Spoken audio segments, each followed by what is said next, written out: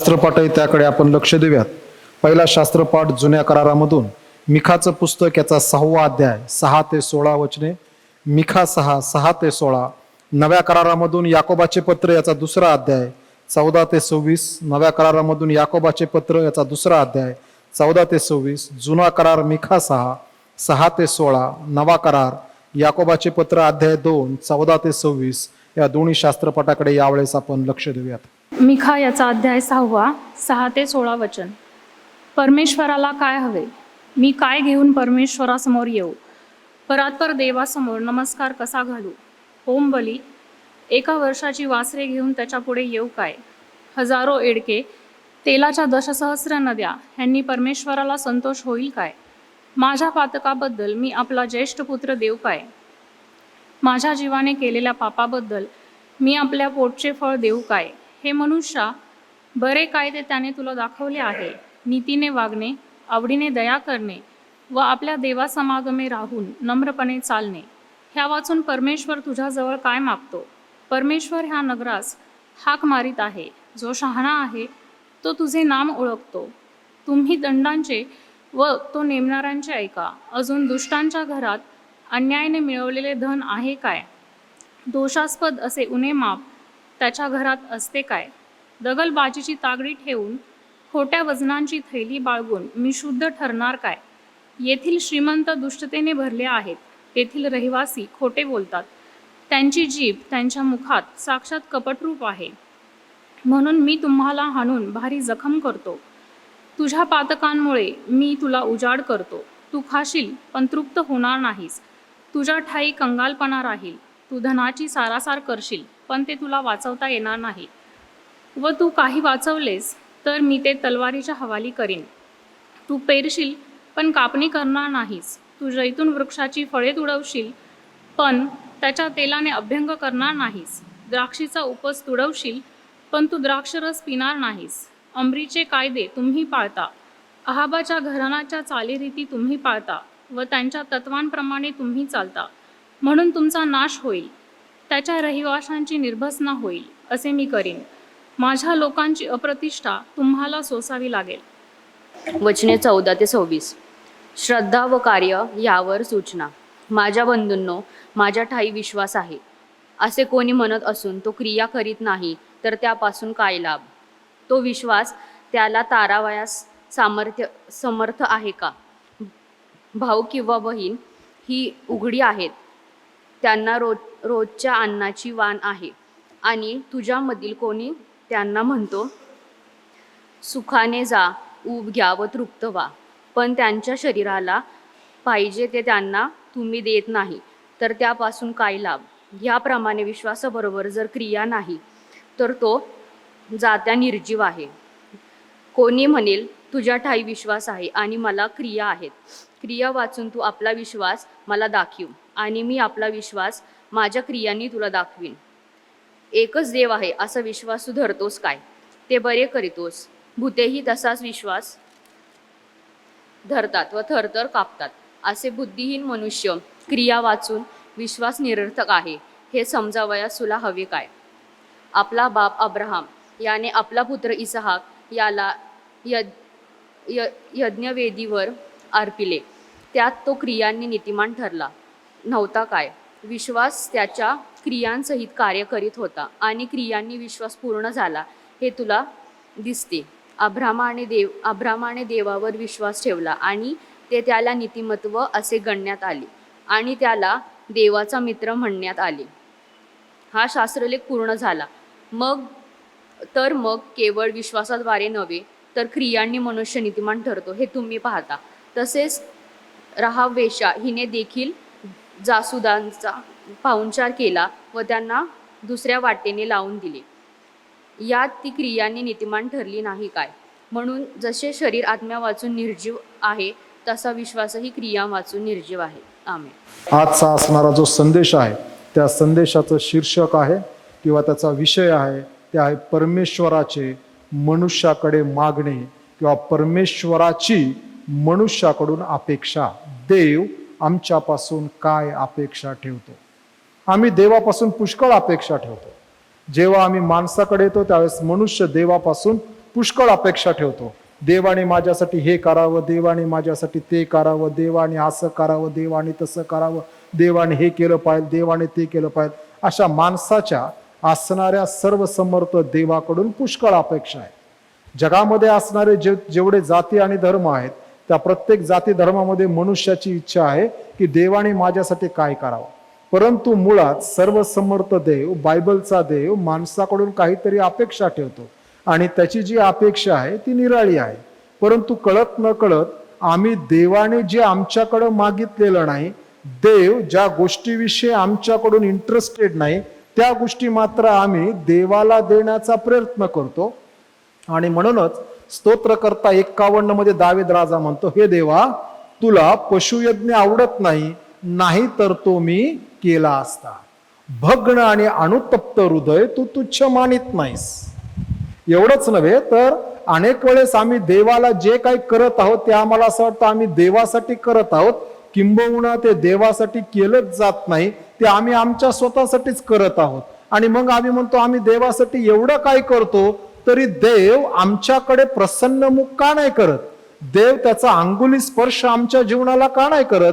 कारण की त्या ठिकाणी आमचा जो दृष्टिकोन आहे हा सर्वतोपरी आमचा स्वकेंद्रित दृष्टिकोन आहे.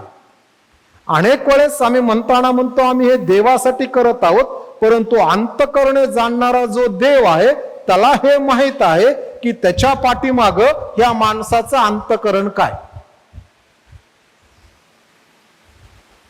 एकदा एक देवाचे सेवक एका कुटुंबामध्ये गेले आणि देवाचे सेवक त्या कुटुंबामध्ये गेल्यानंतर ते म्हणाले की मला देवाने तुमच्याकडं प्रार्थना करायला पाठवलेली आहे. इथपर्यंत ठीक आहे. पाठवलं होतं की नाही हे देवाला माहिती आहे, पाठवलेलं आहे. आणि मग प्रार्थना झाली, शास्त्र वाचन झालं, सगळं काय झालं. आणि त्या कुटुंबाने चहा पाणी केला त्या देवाच्या सेवकाला. आणि मग चहा पाणी केल्यानंतर आता उठून जावं ना, ते काय उठायला तयार नाही. जोपर्यंत हातामध्ये काही ठेवलं नाही तोपर्यंत उठायला तयार नाही. देवाला हे समजतं की माणूस त्या ठिकाणी त्या दिवशी कशासाठी आलेला आहे. आम्ही दाखवतो आम्ही सेवेला आलोत, आम्ही सेवा करत आहोत, पण त्याच्या मागचा मतितार्थ आम्हाला माहित आहे. कारण की ख्रिस्ताची मंडळी आणि ख्रिस्ती विश्वासणारे यांच्यामध्ये आणि जग आणि जगातले अविश्वासणारे ह्यांच्यामध्ये जमीन आसमानचा फरक आहे. आम्ही त्यांची पद्धत आमच्या जीवनामध्ये लागू करू शकत नाही. बाहेरच्या जगात सगळं काय चालतं, ख्रिस्ती जगात आणि ख्रिस्ती जीवनामध्ये ते होऊ शकत नाही. कारण की शास्त्र त्याप्रमाणे आम्हाला वारंवार सांगतं, मनुष्य देवासाठी बऱ्याच गोष्टी करण्याचा प्रयत्न करतो की ज्या गोष्टी देवाला त्या नकोय. देवाला काय हवाय? देवाला निर्मळ मन आणि अंतःकरणापासून आलेल्या गोष्टी हव्या आहेत. आणि म्हणून जेव्हा आम्ही पाहतो देवाच्या वचनाकडे, त्यावेळेस देवाचं वचन आम्हाला मिखाचं पुस्तक आणि याकोबाचं तर अख्खं पत्र आम्हाला शिकवताना हे शिकवतं, Christian life is not a philosophical life, it is a practical life. ख्रिस्ती जीवन जे आहे हे तत्वज्ञानाचं जीवन नव्हे, तर हे प्रात्यक्षिकाचं जीवन आहे. आम्ही जर म्हणतो मी तुझ्यावर प्रीती करतो एखाद्या माणसाला आणि तो अडचणीमध्ये असल्यानंतर आमची प्रीती जर सदृश्य होत नाही, तर आम्ही फिलॉसॉफिकल किंवा इंटेलेक्च्युअल ख्रिस्ती विश्वास पाळत आहोत. आम्ही आमचा विश्वास प्रॅक्टिकल मध्ये उतरवत नाही. ज्या वेळेस आम्हाला प्रीती करायची वेळ येते त्यावेळेस जर आम्ही दडून बसत असो तर वेगळी गोष्ट आहे. जर समजा एखाद्या वेळेस मंडळीवरती एखादा कठीण प्रसंग आला, त्या कठीण प्रसंगामध्ये माझी मंडळी संगती असणारी भागीदारी काय आहे हे फार महत्वाचं आहे. कठीण प्रसंग आल्यानंतर मी जर पळून जात असेल, मी जर लपून बसत असेल आणि त्यावेळेस दुसरं कोणीतरी त्या ठिकाणी उभा राहून त्यावेळेसच्या असणाऱ्या परिस्थितीला तोंड देऊन त्यातून मार्ग काढत असेल, तर ती व्यक्ती त्या असणाऱ्या सेवेसाठी देवाने पाचारण केलेली आहे. परंतु सगळं झाल्यानंतर त्या गोष्टीचं पारितोषिक मिळवणं किंवा मी केलं हे सांगणं हे कठीण आहे. कारण की देव अंतःकरण ओळखणारा देव आहे. Christian life is a practical life. ख्रिस्ती जीवन हे तत्वज्ञानाचं जीवन नाही. ख्रिस्ती जीवन दर रविवारी 2-2.5 तास भक्तीला बसलो, या ठिकाणी ऐकलं, व्हेरी गुड, चांगलं झालं आणि निघून गेलं, हे ख्रिस्ती जीवन नव्हे. ज्या वेळेस देव आम्हाला एखादी गोष्ट करायला लावतो त्यावेळेस त्या पद्धतीने जीवन जगणं हे ख्रिस्ती जीवन आहे.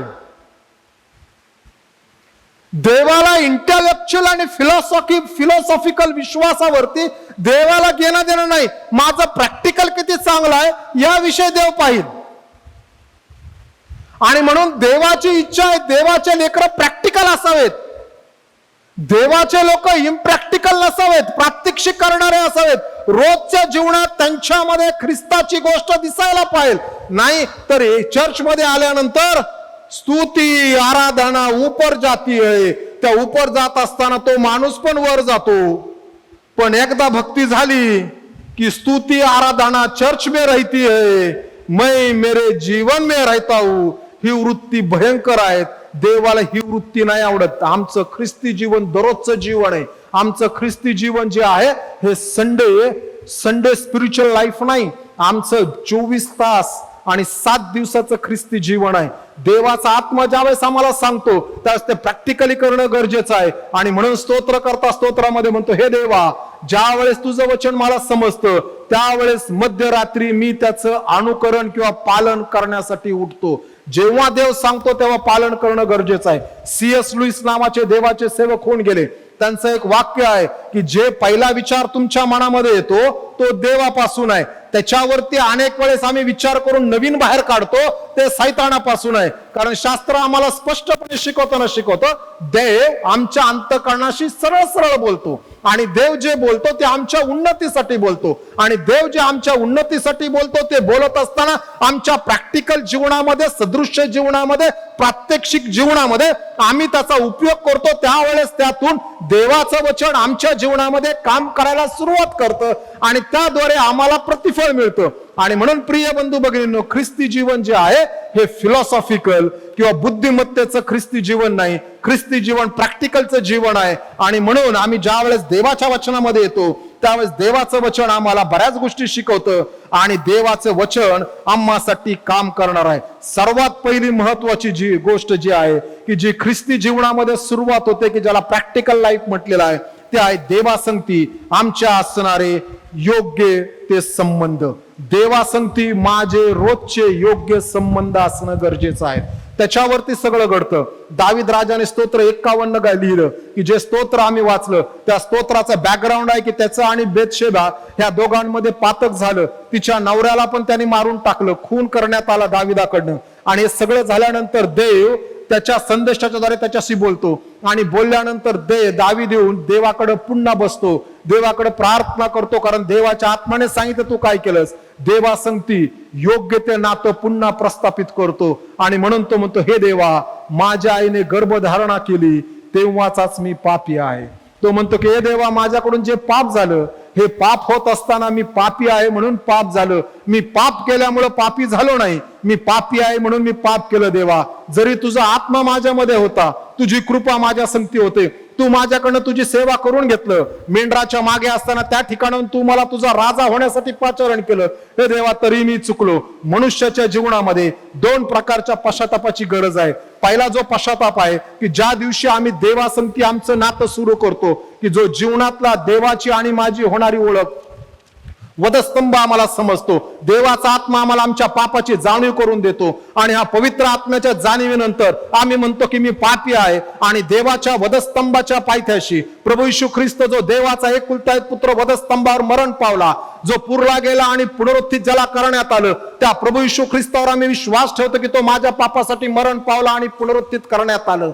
त्या येशूकडे आम्ही आमच्या पापाची क्षमा मागतो आणि तिथून आमच्या आत्मिक जीवनाची सुरुवात होते की जे आयुष्यामध्ये एकदाच घडतं. प्रत्येक वेळेस ऑल्टर कॉल दिल्यानंतर माणसं पुढे येऊ शकत नाहीत, कारण की सुरुवात एकदाच होते. ख्रिस्ती जीवनामध्ये नवीन जीवनाची सुरुवात एकदाच होते. ख्रिस्ती जीवनामध्ये नवीन जीवन एकदाच एकाच वेळेस चालू होतं. ख्रिस्ती जीवनामध्ये एकदाच मंडळी देवाच्या कुटुंबामध्ये आमचा प्रवेश होतो. योहान 1:12 त्याच वेळेस आमच्या जीवनामध्ये प्रत्ययास येतं आणि त्यानंतर आमचं जीवन जगत असताना आम्ही जीवन जगत आहोत, आमच्या जीवनामध्ये आमच्याकडनं पाप घडू शकतो, आमच्या हात आणि पाय पापाने बरबटू शकतात. आणि म्हणून येशू ख्रिस्त ज्या वेळेस वधस्तंभावर जायच्या आदल्या दिवशी वलांडणाचं भोजन आपल्या प्रेषितांसंगती आणि शिष्यांसंगती करत असताना त्याने रुमाल कमरेला लावला, हातामध्ये गंगाळ घेतलं आणि शिष्यांचे पाय धुतले. त्यावेळेस पेत्र म्हणतो, गुरुजी केवळ माझे पाय आणि हात धुवू नका, तर मला आंघोळ घाला. आणि येशू ख्रिस्त म्हणताना असं म्हणतो, ज्याची एकदा आंघोळ झालेली आहे त्याला सारखी सारखी आंघोळ करायची गरज नाही. हे वाक्य कोणासाठी आहे? ज्यांनी एकदा तारणाचा अनुभव घेतलेला आहे, येशूचा अनुभव घेतलेला आहे. येशू ज्यांच्या जीवनामध्ये तारणारा म्हणून काम करतो त्यांच्यासाठी आहे. आणि म्हणून आम्ही जीवन जगत असताना आमच्या जीवनामध्ये पाप घडू शकतात. त्या पापाकडे जाऊन देवाकडे कृपा मागायची, देवाकडे क्षमा मागायची आणि देवाला म्हणतो, देवा तू मला या पापापासून शुद्ध कर. दावीद राजा म्हणतो स्तोत्र 51 मध्ये, ए जोबाने माझा पाप मळ काढ. म्हणून एक तर सुरुवातीला देवाच्या कुटुंबात येणं आणि दररोज आमचं देवासंगतीचं नातं, देवासंगती नीट करून घेणं हे महत्वाचं आहे. जोपर्यंत आमचं देवासंगती रोजचं नातं नाही तोपर्यंत आम्हाला देवासाठी काय करायचंय ते आमच्या केलेल्या आमच्या सगळ्या कृत्यांची बेरीज ही शून्य आहे. कारण की देव त्यासाठी आम्हाला कोणतंही प्रतिफळ देणार नाही.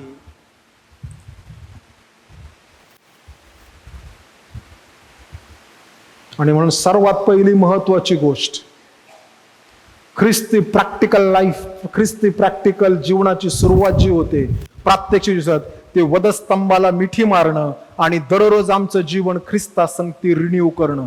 आम्ही बऱ्याच गोष्टी रिन्यू करतो. मग आमच्या ड्रायव्हिंग लायसन्स पासून ते पासपोर्ट पर्यंत आम्ही बऱ्याच गोष्टी रिन्यू करतो. आमचे मोबाईल फोन ज्यांचे प्रीपेड आहेत ते आम्ही दर महिन्याला 28 दिवसाला आम्ही रिन्यू करतो. जर ते केलं नाही तर ते बंद होऊ शकतं काही दिवसानंतर. आम्ही सगळ्या बऱ्याच गोष्टी रिन्यू करतो. त्याप्रमाणे आमचं आत्मिक जीवन देखील देवाच्या वचनाद्वारे दररोज रिन्यू करणं गरजेचं आहे. कारण स्तोत्रकर्ता 19 मध्ये म्हणताना म्हणतो, देवाचं वचन आमच्या मनाचं पुनर्जीवन करतं.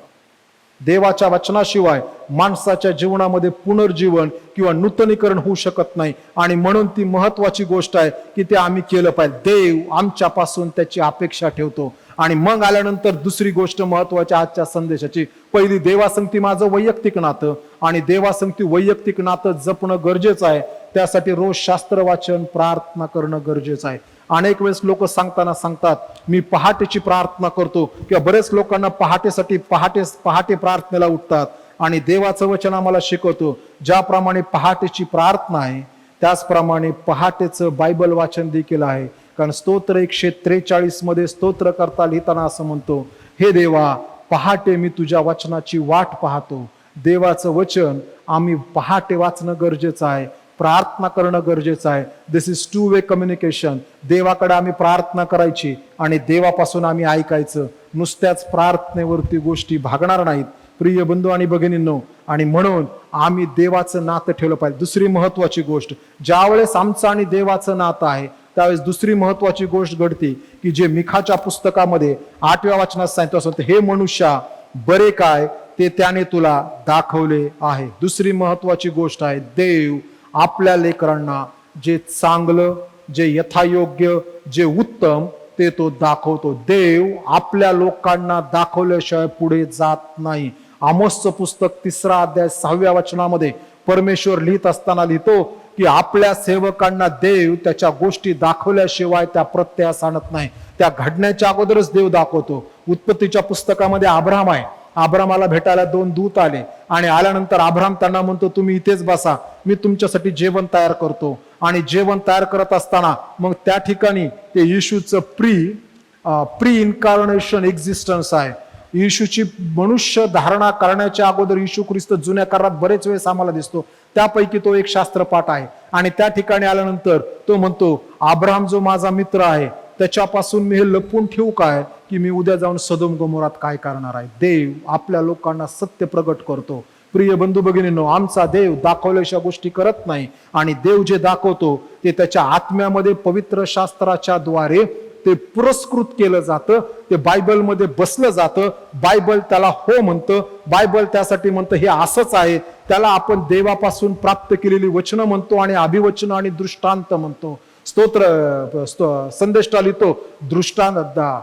नीतिसूत्राच्या पुस्तकामध्ये शल्मोन राजा म्हणतो, जेथे दृष्टांत नाही ते लोक नाश पावतात. देव आपल्या लोकांना दृष्टांत अभिवचन देणारा देव आहे. देवाकडनं अभिवचन मिळवणं गरजेचं आहे, कारण की देव आपल्या लोकांना बरं काय ते सांगण्याचा प्रयत्न करतो. आणि देव ज्यावेळेस बरं काय सांगतो त्याच्या अगोदर देव ह्याच्या काय करू नये हे देखील सांगतो. हे वाईट आहे ते देखील सांगतो, हे करू नये. म्हणून अनुवादाच्या पुस्तकामध्ये परमेश्वर समस्त इस्रायल राष्ट्राला म्हणतो, सगळी नियम दिल्यानंतर, हे इस्रायला, मी तुझ्या समोर प्रकाश आणि अंधार, उजेड आणि अंधार, जीवन आणि मरण हे ठेवलेलं आहे. आणि माझी इच्छा अशी आहे की तू जीवन निवडून घ्यावं, तू प्रकाश निवडून घ्यावा, तू अंधाराच्या वाटेने जाऊ नये, तू मरणाच्या वाटेने जाऊ नये. देवाने इस्रायल लोकांना 613 आज्ञा दिल्या आणि त्याद्वारे देव त्यांना सांगताना असं म्हणतो, तुम्ही ह्या निवडाव्यात, या प्रकारे चालावं.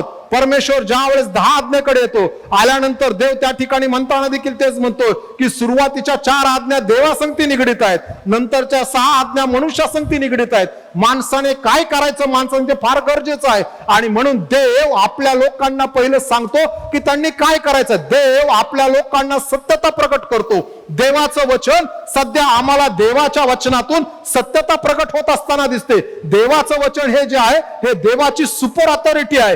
देव आमच्या संगती ह्याच्यातून बोलतो, आम्हाला काय करायचं आणि काय करायचं नाही. देवाने विधिलिखित लिहून ठेवलेला आहे, ह्याच्या पलीकडे आम्हाला जाता येत नाही. देवाची कृपा आम्हाला देवाच्या वचनातून प्राप्त होते.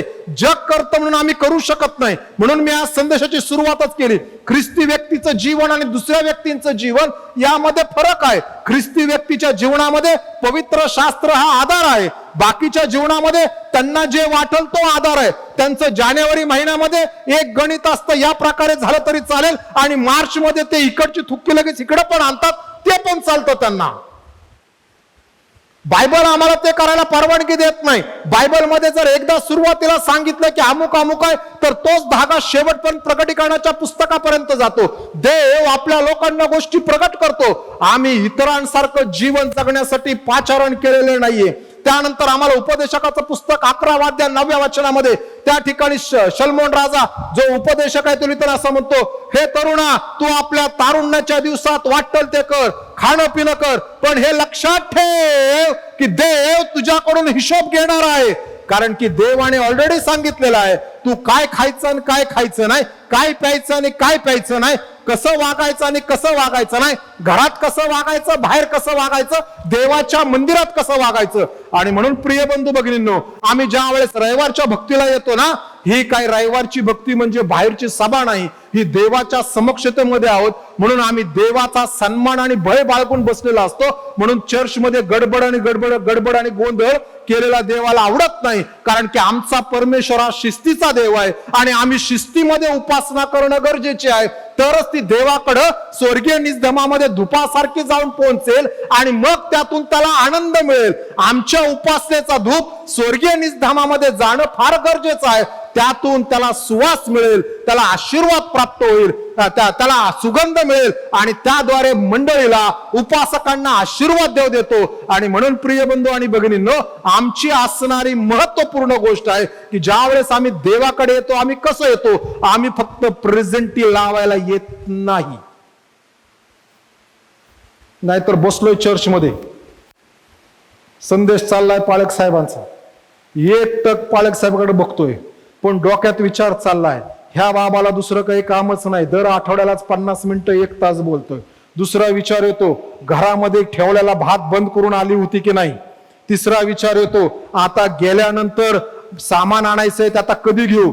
चौथा विचार येतो, काल कामाला जाऊन आलो, कामाच्या ठिकाणी अमुक अमुक झाली, कुटकुट झाली. अहो, आम्ही देवाकडे आलो, देवाच्या भक्तीमध्ये आलो, देव बाकीच्या आमच्या काळजी चिंतांचं तो वाहील, तो त्याकडे लक्ष देईल. आम्ही हिथं आलो, ती देवाची वेळ आहे, देवासंगती बसणं गरजेचं आहे, देवासंगती समक्ष जाणं गरजेचं आहे. आणि म्हणून मध्यस्थीच्या प्रार्थनेमध्ये एकमेकांसंगती बोलायचं नाही आणि एकमेक गोष्टी करायच्या. एखाद्या वेळेस एखादी गोष्ट असू शकते की जी भक्तीसाठी उपयोगाची आहे, नाहीतर त्या मध्यस्थीच्या प्रार्थनेमध्ये चर्चा करणं काय गरजे उपयोगाचं नाही. आम्ही देवाकडे आलो, देवाकडे प्रार्थना होत असताना त्याच्यामध्ये आम्ही एकत्र ऐकायला पाहिजे. आणि सर्वात शेवटी मध्यस्थी प्रार्थना करताना ज्यावेळेस म्हणतो, येशूच्या नावाने मागतो म्हणून तो ऐक, त्यावेळेस मला आमेन म्हणायचं की नाही हे आम्हाला ठरवायचं आहे. नाही तर तो आपलं काहीतरी चाललंय. काही काही लोक मध्यस्थच्या प्रार्थनेमध्ये बायबल उघडून बसतात आणि बायबल उघडतात आणि बायबल वाचतात. अहो, एक तर प्रार्थना कर, नाहीतर बायबल वाच. ती वेळ भक्तीमध्ये प्रार्थनेचीच आहे, ते दुसरं करू शकत नाही आम्ही. तुला बरं काय ते दाखवलं देव म्हणतो. तो म्हणतो मी तुझ्याकडनं हिशोब घेईल तरुणा, तुला वाटतं ते कर, पण मी हिशोब घेतल्याशिवाय तुला सोडणार नाही. आणि देव हिशोब घेतल्याशिवाय ह्या जगातून कोणाला घेऊन जात नाही. साहेब, हे जाऊ द्यात वाक्य. सर्वसमर्थ देव जो राजांचा राजा आणि राजराजेश्वर आहे, आम्ही जगामध्ये जे करतो त्याचा हिशोब या ठिकाणी दिल्याशिवाय कोणालाही देव ह्या जगातून घेऊन जात नाही. आणि म्हणून देवाचं भय धरून जीवन जगणं नितांत गरजेचं आहे. कारण देवाने आम्हाला दाखवलंय काय चांगलं आहे, आणि बायबल शिवाय देव दुसरीकडून बोलतच नाही, सांगतच नाही. कारण बायबल हे देवाचं फायनल रिव्हेलेशन आहे. प्रकटीकरणाच्या पुस्तकाच्या पहिल्या अध्यायामध्ये परमेश्वर म्हणतो, येणाऱ्या काळामध्ये जे काही घडणार आहे, पहिला अध्याय पहिलं वचन प्रकटीकरणाचं, ते माझ्या दूताला मी पाठवून योहानाला सांगितलं, यासाठी की ते मंडळीला समजावं. आमचा देव मंडळी संगती, त्याच्या लेकरांसंगती फार विश्वासू आहे. तो आम्हाला कसं जगावं, काय करावं, कुठं बसावं, कसं करावं सगळं सांगतो. देवाला आमच्या असणाऱ्या जीवनातलं अवडंबर पण माहिती ना. अवडंबर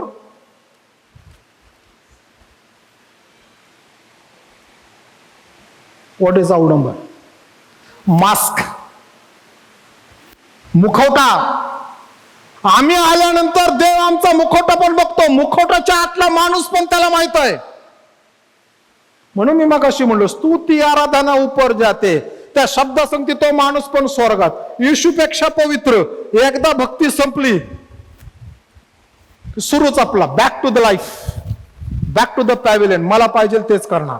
प्रिय बंधू भगिनी, सांभाळा. देव जर आम्हाला दाखवतो काय बरोबर आहे, तर आम्हाला ते माहीत असणं गरजेचं आहे. आणि आम्ही असं म्हणून चालणार नाही की मला ते माहीत नव्हतं. देवाने त्याचं वचन आम्हाला आमच्या मातृभाषेमध्ये दिलेलं आहे, यासाठी की आम्ही ते वाचावं आणि त्यातून समजून घ्यावं.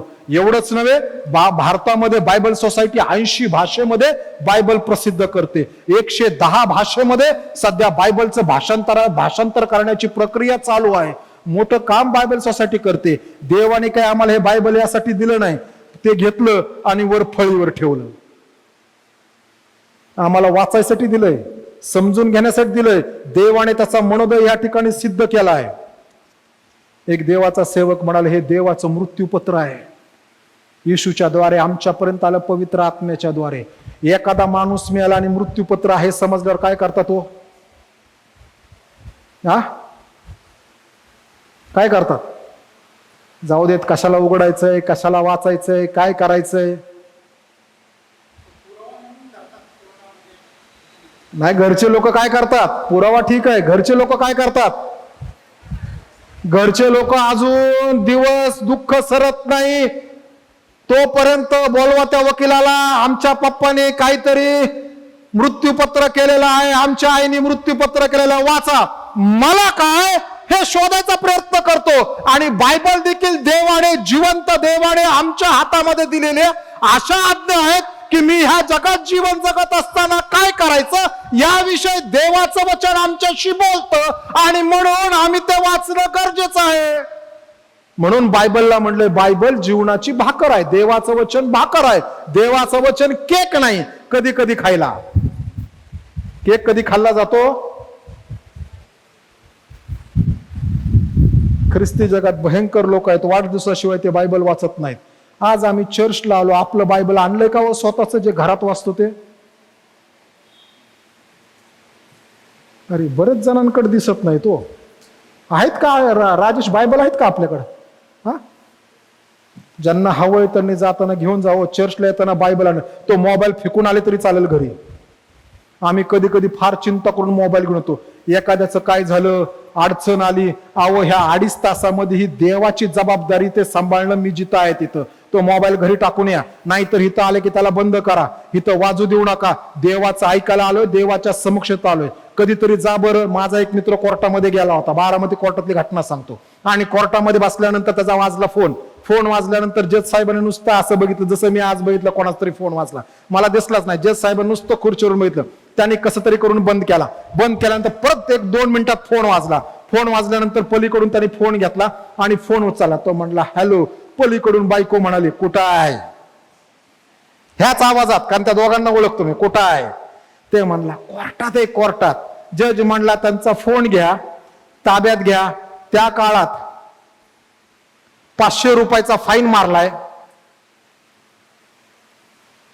कारण त्या जजला समजत इथं आला ना तू माझ्यासाठी आलाय, माझं जिथं आलं ते काम कर, डिस्टर्ब करू नकोस. आम्ही इथं येतोय, चाललंय चर्चमध्ये बसून, आमचा चाललाच आहे गेम. कॅन्डी काय अरे ते असं का ते सगळं फुटतात. हा कॅन्डी क्रश सागा चालूच आहे. आणि अभिमानाने सांगतात चर्चमध्ये बसून आम्ही खेळतो ना, अभिमानाने माणूस सांगतो माझी 3000वी लेवल चालली. यार तू आणि तुझा सागा गेला तिकडे खड्यात. तू देवाला भेटायला आला होता, तू देवाची वेळ चोरतो भक्ती मंदिरामध्ये बसून, तू तुझा वेगळा उपक्रम करतोय. देवाने दाखवलं आम्हाला काय करायचं, देव त्याच्यासाठी हिशोब घेत, देव जे दाखवतो त्यासाठी हिशोब घेत राहते. तिसऱ्या गोष्टीकडे येत. आता परमेश्वराने काय दाखवलंय, परमेश्वर तिसरी गोष्ट म्हणतो, पहिलं पाहिलं आमचं वैयक्तिक जीवन, दुसरं पाहिलं देव बरं काय ते दाखवतो, तिसरी नीतीने वागणे. प्रिय बंधू आणि भगिनींनो, देव म्हणतो की मी तुझ्यापासून काय मागतो किंवा माझी तुझ्यापासून अपेक्षा काय, तर तो म्हणतो नीतीने वागणे. फक्त वागणे आलं नाही, नीतीने वागणं. प्रिय बंधू आणि भगिनींनो, आम्ही ज्या वेळेस देवाची लेकरं आहोत त्यावेळेस आमचं वागणं हे नीतीने असायला पाहिजे. नीतीने वागणं फार गरजेचं आहे. कुठली नीतिमत्ता? बायबलची नीतिमत्ता. कुठली नीतिमत्ता? सर्वसमर्थ देवाने पवित्र शास्त्राच्या द्वारे पुरस्कृत केलेली नीतिमत्ता जी आहे ना, त्या नीतिमत्तेने आम्ही जीवन जगणं गरजेचं आहे. आणि म्हणून 22 स्तोत्र 23 मध्ये म्हणताना असं म्हणतो, तो आपल्या नावास्तव मला नीती मार्गाने चालवतो. त्या ऑटोमॅटिक चालवत नाही, तो आम्हाला दाखवतो काय करायचं आणि मग आम्ही त्या पद्धतीने चालायला हवं. देवाची नीतिमत्ता बायबलमध्ये लिहिले, देवाला कुठली नीतिमत्ता पाहिजे आणि ते दाविदाला चांगलं समजलं होतं. आणि म्हणून दावीद म्हणतो की तुला पशुयज्ञ आवडत नाही, नाही तर तो मी झटक्यात केला असता. देवा प्रिय बंधू आणि भगिनींनो, आमची नीतिमत्ता पवित्र शास्त्र आधारित असणं फार, जग करतं ते आम्हाला नाही करता येत. आम्हाला देवाने सांगितलंय काय करायचं आणि काय करायचं नाही. मग आम्ही आयसोलेटेड लोक आहोत का? अजिबात नाही.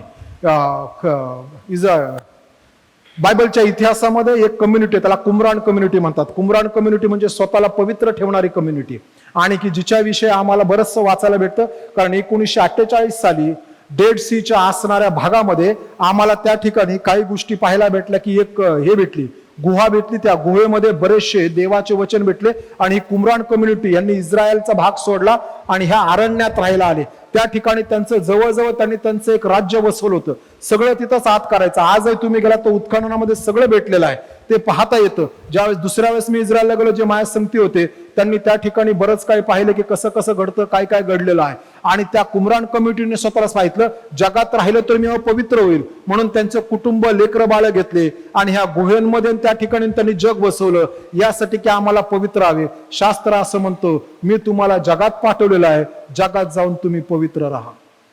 देवाने आम्हाला जी नीतिमत्ता दिली ती आम्ही पाहिलंच पाहिजे, त्या नीतिमत्तेने गेलंच पाहिजे. पुरुषाला नीतिमत्ता आहे, स्त्रीला नीतिमत्ता आहे, लेकरांना नीतिमत्ता आहे, आजी आजोबांना नीतिमत्ता आहे, मंडळीला नीतिमत्ता आहे, समाजाला नीतिमत्ता आहे, देशाला देवाने वेगवेगळ्या प्रकारच्या नियमाच्या द्वारे त्या ठिकाणी आम्हाला सांगितलेलं आहे की आम्ही काय जगायचं आणि काय जगायचं नाही. मी माझ्याच विचाराला देवाची नीतिमत्ता करू शकत नाही, कारण गीतकर्ता लिहित असताना म्हणतो मनुष्याची सत्सदविवेक बुद्धी ही तर डाग लावलेली आहे. कारण तो म्हणतो ज्यांना असं वाटतं सत्सदविवेक बुद्धी हेच आमच्यासाठी सर्वश्रेष्ठ आहे, तो म्हणतो त्यापेक्षा बायबल सर्वश्रेष्ठ आहे. प्रिय बंधू भगिनींनो, कारण आमची सत्सदविवेक बुद्धी प्रत्येक वेळेस आम्हाला चांगलंच करायला लावेल ह्याची कुठलीही गॅरंटी नाही, परंतु देवाचा आत्मा आम्हाला प्रत्येक वेळेस योग्य त्या गोष्टी करायला लावेल. आणि ज्यावेळेस आम्ही त्या योग्य त्या गोष्टी करत नाही त्यावेळेस संत पौल त्याविषयी लिहितो की मग देवाचा आत्मा खिन्न होतो.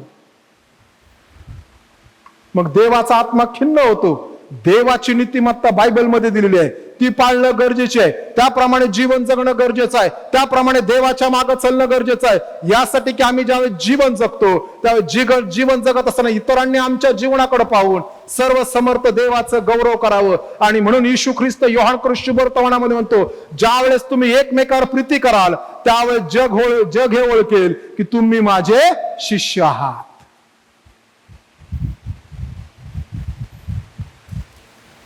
मध्यस्थीच्या प्रार्थनेच्या वेळेस म्हणालो, आम्ही सगळेजण येशू ख्रिस्ताच्या दुसऱ्या येण्याच्या उंबरट्यावर आलेलो आहोत आणि तिथंच आलेलो आहोत. जगामध्ये रोज परिस्थिती बदलत आहे, रोज जगामध्ये घडत असणारी उलतापालत मोठी घडत आहे, जगामध्ये रोज गोष्टी कठीण होत असताना दिसत आहे. युनोच्या ऑफिसमध्ये जर तुम्ही गेलात तर लोक रोज चर्चेसाठी बसत आहेत, रोज गोष्टी घडत आहेत. ह्या देशात करायचं काय, त्या देशात करायचं अशी चर्चा केली जाते. युनोच्या आसनात एक ठिकाणी मिखाच्या पुस्तकातला शास्त्रपाठ त्यांनी लिहून ठेवलेला आहे आणि त्या ठिकाणी एक प्रेयर रूम पण आहे की ज्या ठिकाणी लोक जाऊन प्रार्थना करू शकतात. प्रिय बंधू भगिनींनो, परंतु जर आमची नीतिमत्ता देवाने सांगितलेली नीतिमत्ता नाही तर तिची सगळ्याची किंमत शून्य आहे. मग आम्ही कितीही चांगले नीतिमान असो, आमची नीतिमत्ता काय माहितीये का जगाची? ह्याचं भलं करण्यासाठी त्याचं वाईट करायचं, ही आमची नीतिमत्ता. दुसरी नीतिमत्ता काय? मला भविष्यात ह्यातून लाभ हवा आहे आणि म्हणून त्याच्या अवतीभोवती मी सगळ्या गोष्टी करायच्या. दोन उदाहरणं सांगतो, एक चर्चचं आणि एका संस्थेचं. एका चर्चमध्ये एका माणसाने पंखे बक्षीस दिले.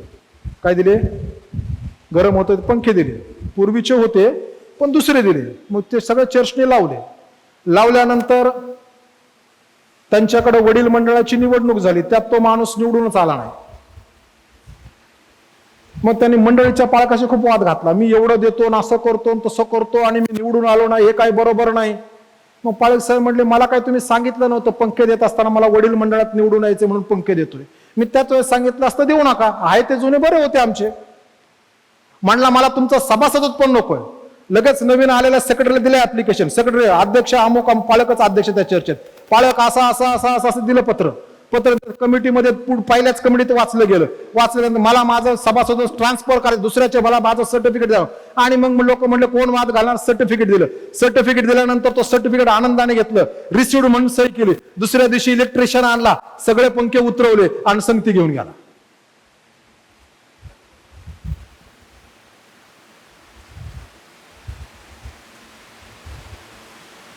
कठीण आहे, ही नीतिमत्ता नाही.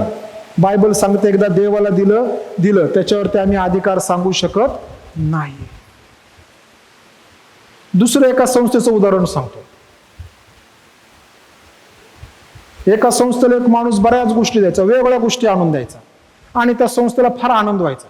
हॉस्टेल होतं, खूप आनंद व्हायचा. हा माणूस आम्हाला हे देतो ते देतो ते देतो, खूप आनंद व्हायचा. आणि सरते शेवटी लक्षात आलं, हा का देतो, हा काय ह्याच्या खिशातलं देत नाही. हा काय करायचा, कुठं कोणाकडे ते उचलायचं तिथं आणून द्यायचं आणि स्वतःच्या नावाने द्यायचा. म्हणजे वस्तू कोणाची होती? तिसऱ्याची. द्यायचा कोण? हा. हे जगात चालतं. तू माझा मी तुझा, तुला हे दिलं मग तू असं कर तू तसं कर, हे जगात चालतं. संस्थेत आणि चर्चमध्ये, ख्रिस्ताच्या मंडळीत आणि ख्रिस्ताच्या द्राक्षमळ्यात ते चालत नाही. आणि मनुष्य कधी कधी तो दुसऱ्याचं देतो आणि दाखवतो मी दिलंय. कठीण आहे, ही नीतिमत्ता नाही. तिसरी सध्या प्रश्न ख्रिस्ती जगामध्ये उभा आहे. त्या माणसाला ख्रिस्ताकडे आणतो एक माणूस, बाप्तिस्मा देतो तो माणूस आणि त्याला तिसराच माणूस घेऊन जातो आणि त्याला असं वाटतं माझ्या चर्चचे सभासद वाढत आहेत. परवा दिवशी पण एक ठिकाणी ओपनली बोललो या गोष्टी, इथून बोलतो त्याच वेळेस. तो घेऊन जातो, पण देवाच्या हिशोबी वही आहे, त्या वहीत लिहिलंय ह्या माणसाला ख्रिस्ताकडे कुणी आणलेलं आहे, देव त्यालाच पारितोषिक देईल. आमची नीतिमत्ता आम्ही सांभाळायला पाहिजे. आमची नीतिमत्ता पवित्र शास्त्र पुरस्कृतच असायला पाहिजे.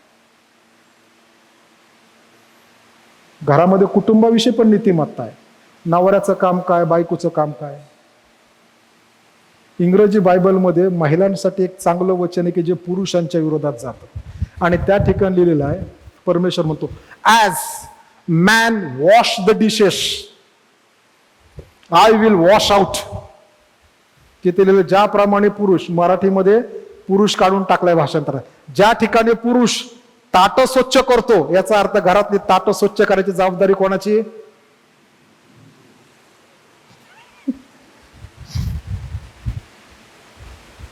लगेच ट्विस्ट बसला. इकडे सगळ्यांना आनंद झाला. घरी गेल्यावर सांगताल दुपारी जेवल्यावरती दो आहे त्याप्रमाणे चालू द्या आपलं घर.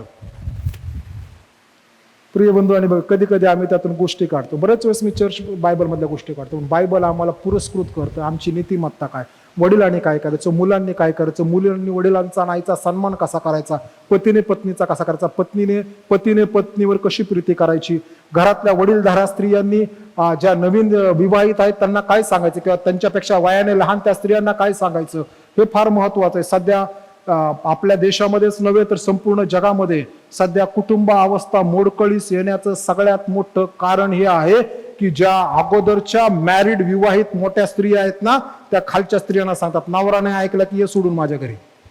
आई सांगते. इनलॉस त्याच्यामध्ये तेल घालत आहे. मागच्या आठवड्यात म्हणलो ना, तेल घातलं लावली काढी. आम्ही सांभाळायला पाहिजे, कारण की आम्ही बायबल मध्ये चर्चमध्ये लग्न करतो ना, आणि चर्चमध्ये लग्न केल्यावर तो पाळक कधी सांगायला विसरत नाही काय, ह्या दोघांना देवाने एकत्र जोडलेला ह्याला कुठल्याही मनुष्याने आता कुठल्याही कारणासाठी विभक्त करू नये. जर मुलगी बदलत नसेल तर नवऱ्याने बदलून तिच्या संगती संसार चालवणं गरजेचं आहे, हा त्याचा अर्थ आहे. नीतीने दया करणे, स्तोत्र संहिता 1:6 मध्ये सांगतो. देवाची नीतिमत्ता बायबल वाचून भेटतं. दुसरी महत्वाची गोष्ट, तिसरी म्हणजे चौथ्या मुद्द्याकडे आला होता. चौथा मुद्द्यात म्हणतो आवडीने दया करणे. हा तो म्हणतो देवाची इच्छा काय, देवाच्या लेकरांना त्यांनी दया करावी, पण कशी? आवडीने दया करायला पाहिजे. दया आवडीने करणं फार गरजेचं आहे. नुसती दया करणं आणि आवडीने दया करणं याच्यामध्ये जमीन आसमानचा फरक आहे. दया करणं म्हणजे कोणावरही करणं, आवडीने करणं म्हणजे मला ती दया करत असताना आनंदाने आम्ही करतो. आणि म्हणून तो संत पाऊल करिंथीकरास दुसऱ्या पत्रामध्ये लिहिताना असं म्हणतो, संतोषाने देणारा देवाला आवडतो. दानपात्र समोर आलं म्हणून दान टाकायचं नाही. मला देवाला द्यायला संतोष वाटतो म्हणून दान टाकायचं. त्याही पलीकडे बायबल सांगतं देवाच्या मंदिरी येशील त्यावेळेस रिकाम्या हाताने येऊ नको. म्हणजे आम्ही देवाला द्यायला बांधलेले आहोत देवाच्या मंदिरात आल्यानंतर. आणि देवाला कसं द्यायचं? आता आलंय फ्यूज मधून दानपात्र, पुढं उघडली पर्स काढले पाहिजे नाही. आम्ही ऑलरेडी ठरवायचं. आता हा महिना सुरू झाला ना, सप्टेंबर ऑगस्ट, हुशार लोक आहेत सगळे. ऑगस्ट महिना सुरू झाला ना, तिथंच ठरवायचं आम्ही की बाबा दर रविवारी मी माझ्या घरात जर 4 लोक आहेत तर 4 लोक दर महिन्याला किती टाकणार, किंवा जानेवारी महिना सुरू झाला ना त्याच वेळेस ठरवायचं. मागच्या वर्षामध्ये आम्ही इतके टाकायचो, आता ह्या वर्षामध्ये 2025 मध्ये आम्ही दर महिन्याला प्रत्येक व्यक्ती इतके टाकणार आहे, दशांशाशिवाय.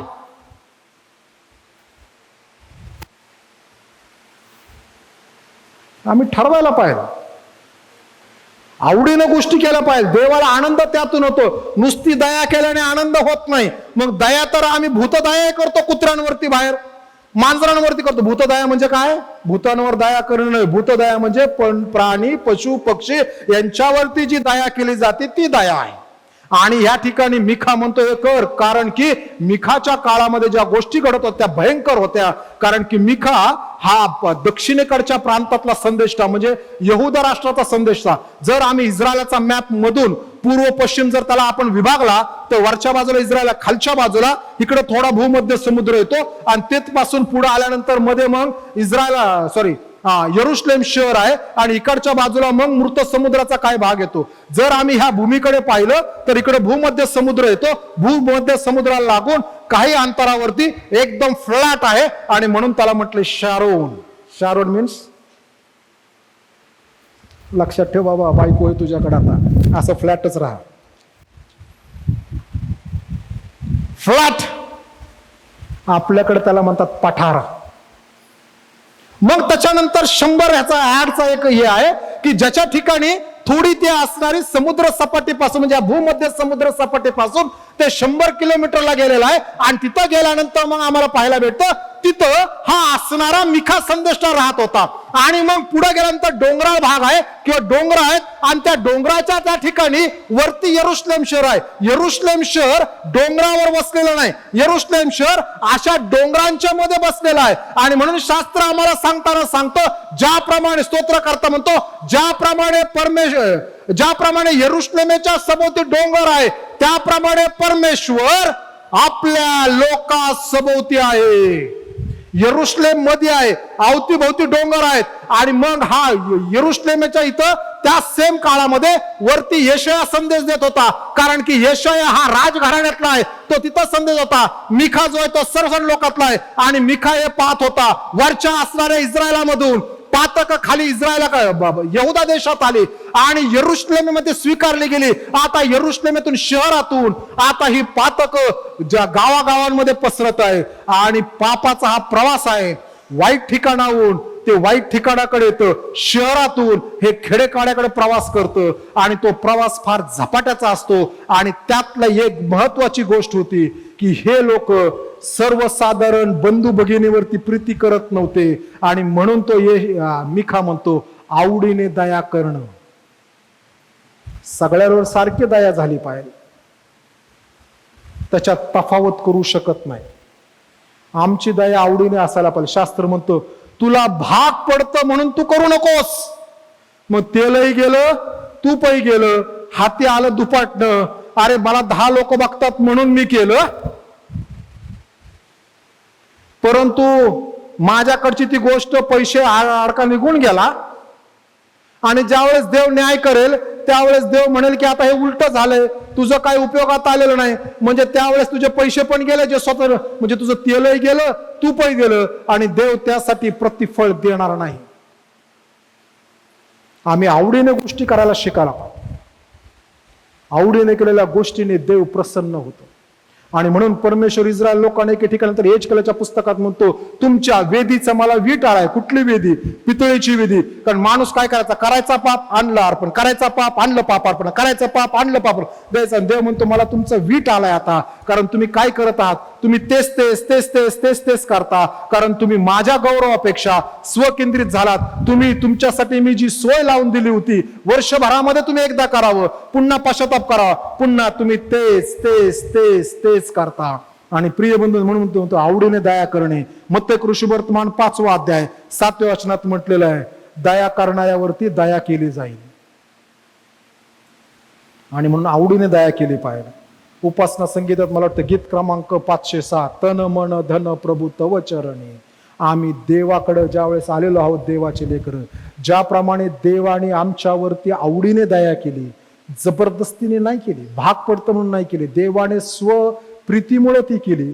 आणि म्हणून आम्ही तन मन धनाने दया केली पाहिजे. आणि शेवटची महत्वाची गोष्ट म्हणजे 5वी महत्वाची गोष्ट तो म्हणतो काय आहे? देवा समागमी राहून नम्र भावाने चालले, या वाचून परमेश्वर तुझ्याजवळ काय मागतो. तो म्हणतो की शेवटची 5वी महत्वाची गोष्ट, देवा समागमी राहून, देवा संगती राहणं, देवाच्या संगती वेळ घालवणं, देवापासून शिकणं, देवाच्या पायथ्याशी बसणं, देवाला आपली वेळ देणं, देवापासून ऐकणं, देवासंगती गोष्टी करणं. आणि ही त्याला म्हणतो देवा समागमे.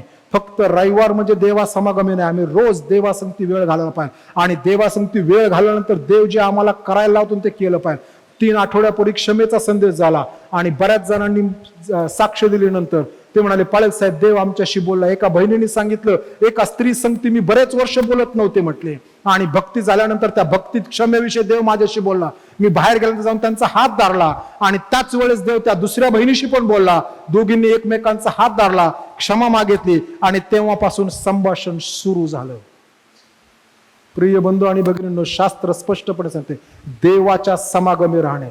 ज्यावेळेस आम्ही देवाच्या समागमात आहोत ना, त्या परवा दिवशी मी बायबल सोसायटीच्या मीटिंगसाठी मुंबईला होतो आणि त्या बोर्ड मीटिंगमध्ये आम्ही बसलेलो असताना चांगले चांगले मोठे मोठे वयाने पालक लोक आहेत, परंतु त्यांच्याकडे ज्यावेळेस आम्ही बघतो ना त्यावेळेस त्यांच्यामध्ये ताटा नाही. हो, एक पालक आहे, त्यांना म्हटलं ना की ते म्हणतात सलाम पालक साहेब. बोलत असताना काय झालं की हात जोडतात. चांगले चांगले पालक वर्ग आहे. भेटत असताना ज्याचं जेवढं आत्मिक जीवन ना तेवढा तो नम्र. आणि म्हणून शास्त्र म्हणतं आधी नम्रता आणि मग मान्यता. ही तर आपल्याला मान्यता नाही भेटली तरी चालेल, स्वर्गात देव म्हणेल भल्या विश्वासू दास, थोडक्या गोष्टीविषयी विश्वासू राहिलास, हे मी तुझी पुष्कळावरती नेमणूक करतो आणि आपल्या धण्याच्या आनंदात सहभागी हो. नम्र भावाने चालणे. देवाच्या समोर आम्ही कॉलर टाईट करून चालू शकत नाही. सध्याच्या काळामध्ये आम्ही बरंच काही व्हिडिओ पाहत आहोत आणि बरेच लोक म्हणताना म्हणत आहेत, मी पूर्वी असा होतो. अरे तू पूर्वी काय होतो ते होता बाबा. येशूच्या प्रीतीमुळे वधस्तंभावर सांडलेल्या रक्तामुळे तुला बदललं, म्हणून तुला बाय डिफॉल्ट आता बदललेलंच राहिलं पाहिजे. जग बदलतं म्हणून तू बदलू शकत नाही. नाही तर तुझं स्वर्गातलं पारितोषिकाला डाग लागेल. शास्त्र म्हणतं, तू आपलं धन पृथ्वीवर साठव, तिथं कसर आणि गंज लागत नाही. राईट? बरोबर ना? अहो मी म्हणलो, शास्त्र म्हणतं की तू आपलं धन पृथ्वीवर साठव, तिथं कसर आणि गंज लागत नाही.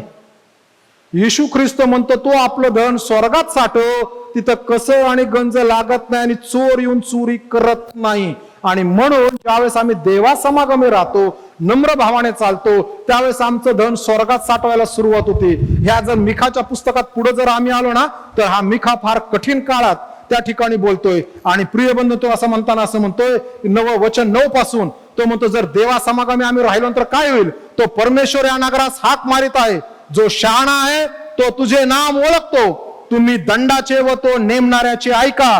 तो म्हणतो जो शहाणा आहे तो ऐकतो आणि पालन करतो ना. बायबल फक्त ऐकून चालत नाही. मला बायबल किती माहिती आहे, मी बायबल किती ऐकतो, यापेक्षा मी प्रॅक्टिकली किती पाळतो त्याच्यावर ते अवलंबून आहे. म्हणून ते म्हणतो, अजून दुष्टाच्या घरात अन्यायाने मिळवलेले धन आहे काय? अरे अन्याय आहे. जगाच्या दृष्टिकोनातून तो किती न्यायी असो,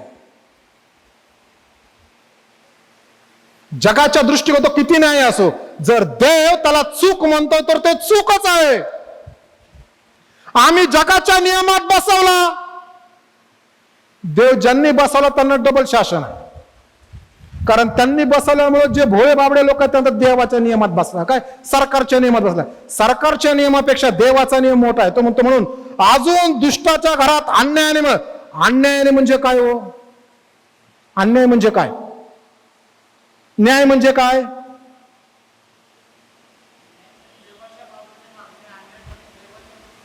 देवाच्या विरुद्ध वागणे. जे धन माझ्या घरामध्ये आलेलं आहे हे जर देवाच्या इच्छेच्या विरुद्ध आलेलं आहे तर ते अन्यायाने आहे. मग तो किती परफेक्टली जगाच्या नियमात बसो, किती परफेक्टली.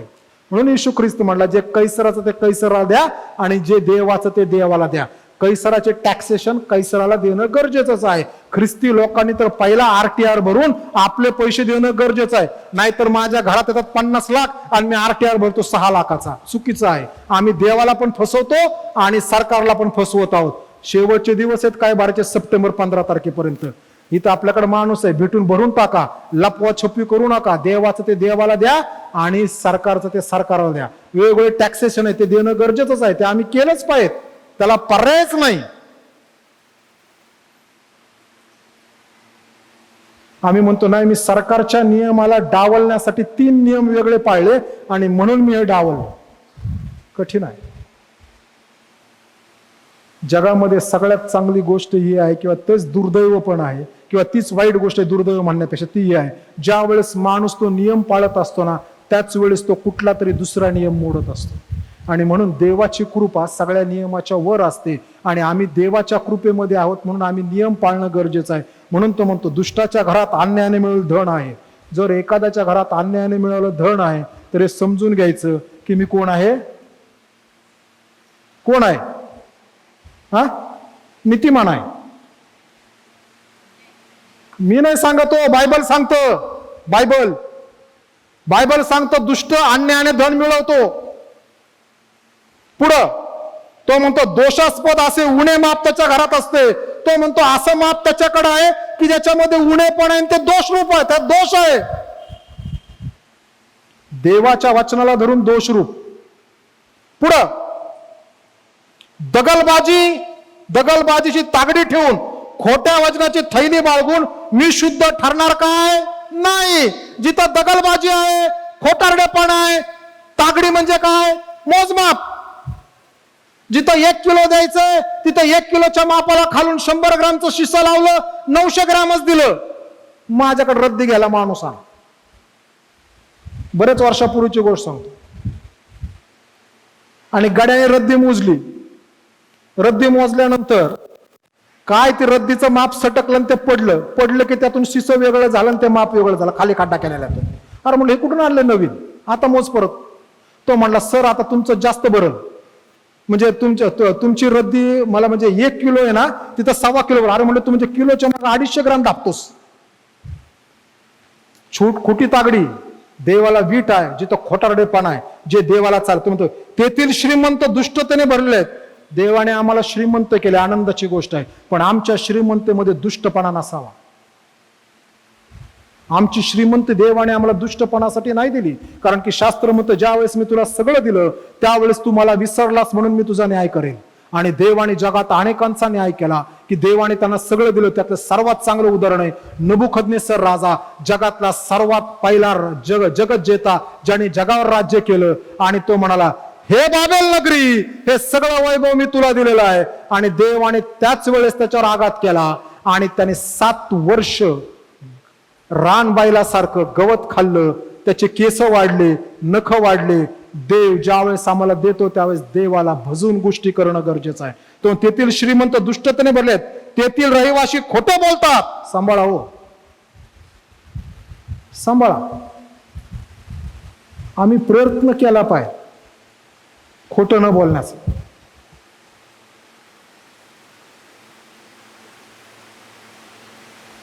काल मी मुंबईत असताना अंबरनाथला माझ्या मित्राकडे थांबलो आणि तो एक प्रश्न त्याच्या घरातल्या एकाने विचारला. मला ते म्हणाले पाळेसाहेब एका प्रश्नाचं उत्तर द्या. म्हणलं सांगा. एक ठिकाण म्हणजे त्यांनी 2 उदाहरणं सांगितली. त्यांनी सांगताना सांगितलं पाळेसाहेब एक ठिकाणी एक व्यक्ती काम करते आणि त्या ठिकाणीच आमच्या घरातला एक जण काम करतो आणि त्या व्यक्तीचं जी काम आहे ती पण ख्रिस्ती आहे आणि ती ख्रिस्ती व्यक्ती जी आहे ते त्याचं काम हे माझ्या घरातल्या माणसाकडून करून घेतो. ते योग्य का अयोग्य? म्हणलं अयोग्य. त्या व्यक्तीने त्याचं काम केलं पाहिजे.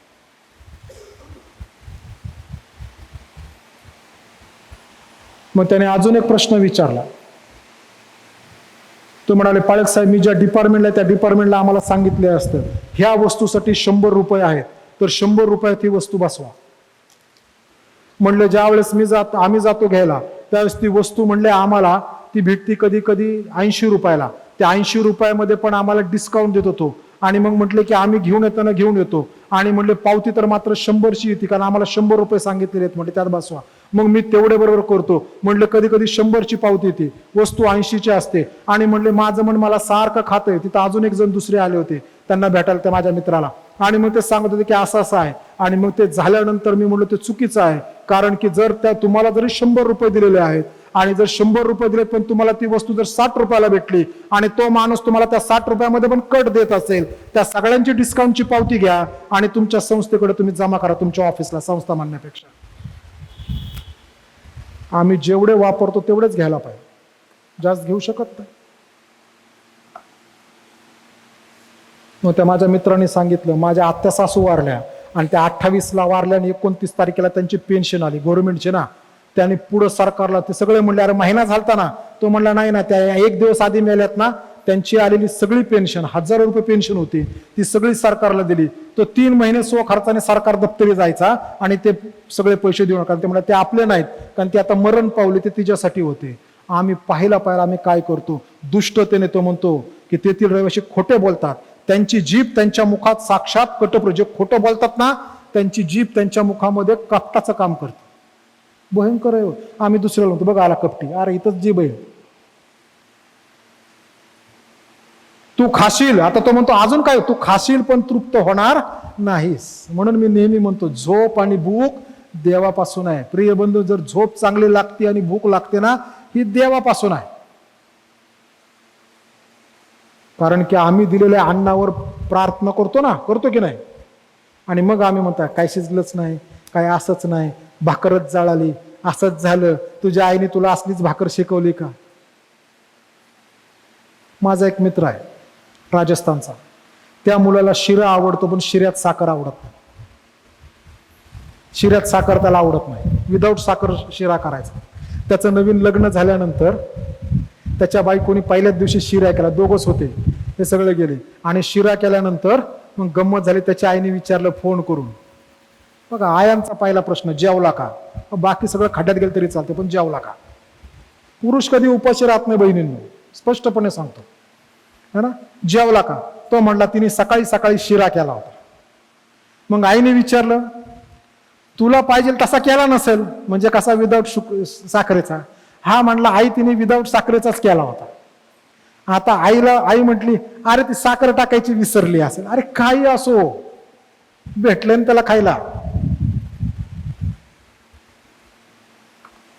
आणि ती मुलगी खरंच साखर टाकायला विसरली होती, पहिल्याच वेळेस नवऱ्यासाठी काहीतरी करत होती. ओके, पुढे ये, तू खाशील पण तृप्त होणार. आमच्या खाण्याने आमची तृप्ती झाली पाहिजे, मन भरायला पाहिजे. पुढं, तुझ्या ठाई कंगालपणा राहील. तो म्हणतो तू किती कमवलं तर शेवटी कंगालच राहशील. म्हणून नीतीश्वर म्हणून एखाद्याकडे पुष्कळ असतं पण शेवटी तो कंगालच राहतो. एखाद्याकडे काही नसतं पण तो शेवटी प्लस मध्ये तो बेरजेतच त्याचं काम करत असतो. कारण तो असं म्हणतो तू धनाची सारासार करशील पण ते तुला बचावता येणार नाही. तो सगळं गोळा करशील पण तुझ्याकडे राहणार नाही. कारण शास्त्र सांगतं जे कष्टाचं धन आहे ते शेवटपर्यंत टिकतं. पण ते तुला बचत, तू काही वाचवण्याचा प्रयत्न जरी केलास तर तू जरी वाचवलंस तरी मी त्या तरवारीच्या हाती म्हणजे शत्रूच्या हाती मी देऊन टाकेल. प्रिय बंधू, एवढं सगळं करण्यापेक्षा नीतिमत्तेने गोष्टी केल्या पाहिजेत. म्हणून देव आमच्याकडनं अपेक्षा ठेवतो. पहिलं देवासंग ते आमचं नातं. दुसरी महत्वाची गोष्ट, देवाने आम्हाला खरं काय ते सांगितलं ते शोधून त्याप्रमाणे जगणं. मग तिसरी महत्वाची गोष्ट सांगतो नीतीने वागणं. चौथी गोष्ट देव सांगतो आम्हाला आवडीने दया करणं. आणि पाचवी गोष्ट देवा समागमे राहून नम्र भावाने चालणे. आम्ही नम्र भावाने चालवण्यासाठी बोललेले लोक आहोत. आणि म्हणून प्रत्येक वेळेस आम्ही हे वर करू शकत नाही आणि लोकांना म्हणू शकत नाही तू असा बोललास मी असं बोलतो. त्याला आपण दोन गोष्टी करणं गरजेचं आहे, शास्त्रामध्ये सांगितल्या आहेत. येशूची ज्यावेळेस सैतानाने परीक्षा घेतली त्यावेळेस येशू त्याला म्हणाला देवाचं वचन अमुक अमुक म्हणतं, परमेश्वर याच्या पाया पड.